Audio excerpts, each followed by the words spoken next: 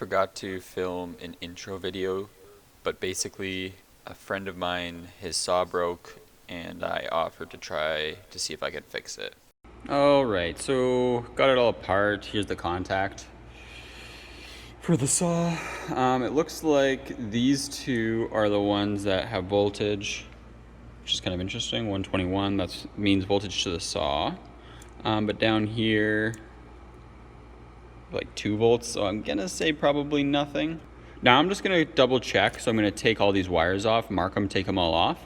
I'm gonna double check with continuity to this cord which one's which, and then my plan is to hot wire it so that it's 100% getting power, as in connect them.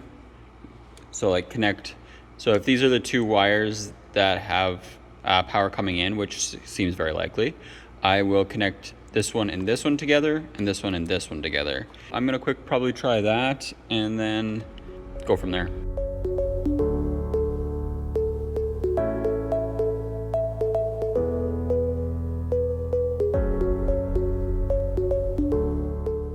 All right, so this is the switch. So the live wires come in at the top here. So right now there's no continuity between them. Or here, which is good. And then when I hit the switch, continuity and continuity. So basically the power flows down, if you will, once the switch is kicked in.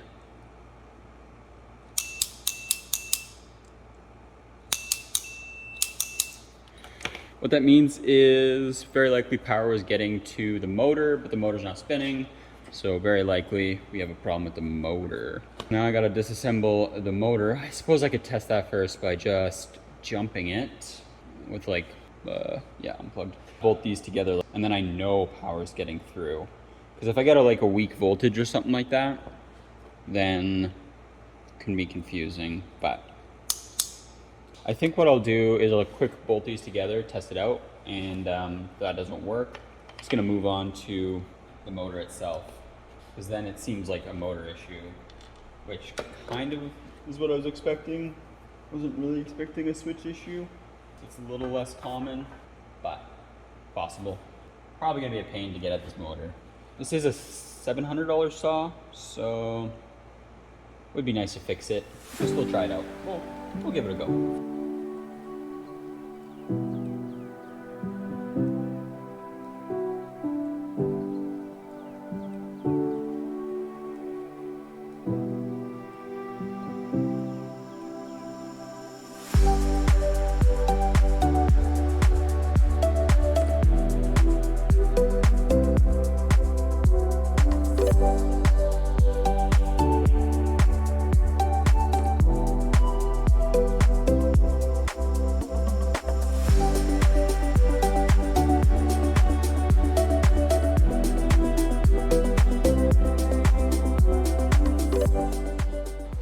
Okay, so we're disassembled.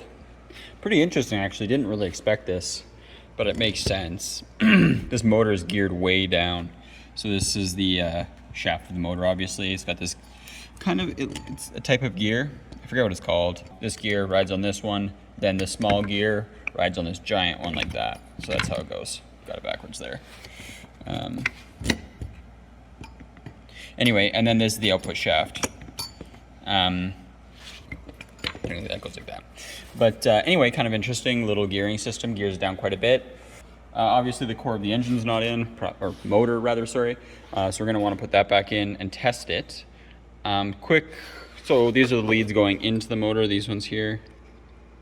And so we'll quick test and just hook up these leads to these leads. Just verify that we're getting power. And if that doesn't work, I'm probably gonna pull these. I don't know what they are. I call them sliders. They're definitely not sliders. And basically, they push out and ride on this piece of the shaft right here. And they give the motor connection while it's rotating. So these copper windings interact with these copper windings. Because they create an electromagnetic field or whatever. So Anyway, any of this could be destroyed, not working, or breaking the copper line or whatever. So it could just be toast. Well, first I'm gonna test it, and then I'm going to pull it apart further if I have to. Maybe get a new motor. I don't know how expensive they are, but again, $600 off, so we'll find out.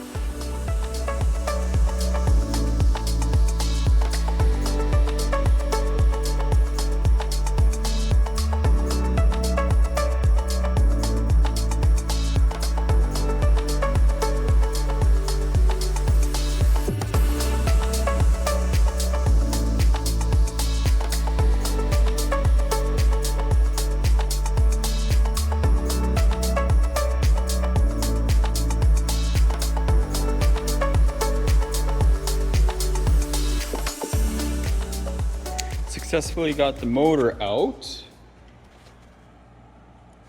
and I'm pretty sure I found the problem. Basically, these are what house those spring-loaded things, and so these push up against the motor right here. And basically they sit in these. These are their little seats. The wire connects to these. Basically this one obviously doesn't have one. Piece is broken, obviously. Not connecting this. So voltage just isn't getting through the motor. Voltage will be getting through half of the motor, but the other half won't, is my understanding. Well, if this isn't the problem, at least it's a problem. But anyway, a bit of a pain to get out, but it was okay. Made it through. I thought this was a zip tie, and I cut it, and it was part of the, keeps the wire all together. I don't think that'll be a problem, but I'm not exactly sure. Hopefully not. I'm gonna see if I can get a new one of these. Probably two new of these. These things are pretty tired. Okay, so back to this saw. There's a little spring that connects here, and it makes a connection so that when this pushes on the motor, it gets continuity to the motor. And there's two of them. This one is broken. This one is not broken, but I'm gonna replace it anyway because it's super loose. And I went to a motor shop and bought these. They're used, but that's all they had at the moment. So hopefully they work. I chatted with the motor guy, and he was saying that what I experienced makes sense, because when the motor doesn't have continuity, it doesn't do anything. So it didn't hum, nothing, it just sat there. And that's exactly what it did. I'm gonna install these, and if it fixes it, great. If it doesn't, well, so be it.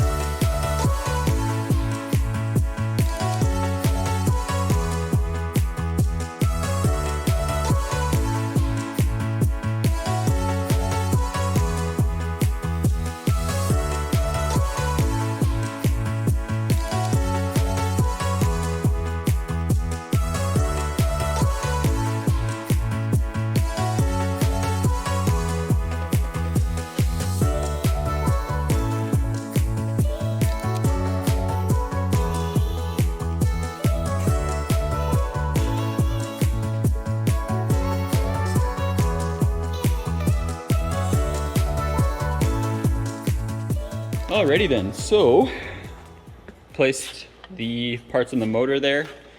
I also replaced the plug to something a little more safe because now it has a ground, which is kind of nice.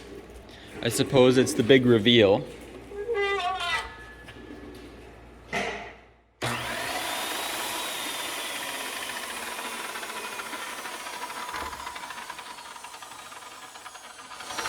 I'm gonna say it worked.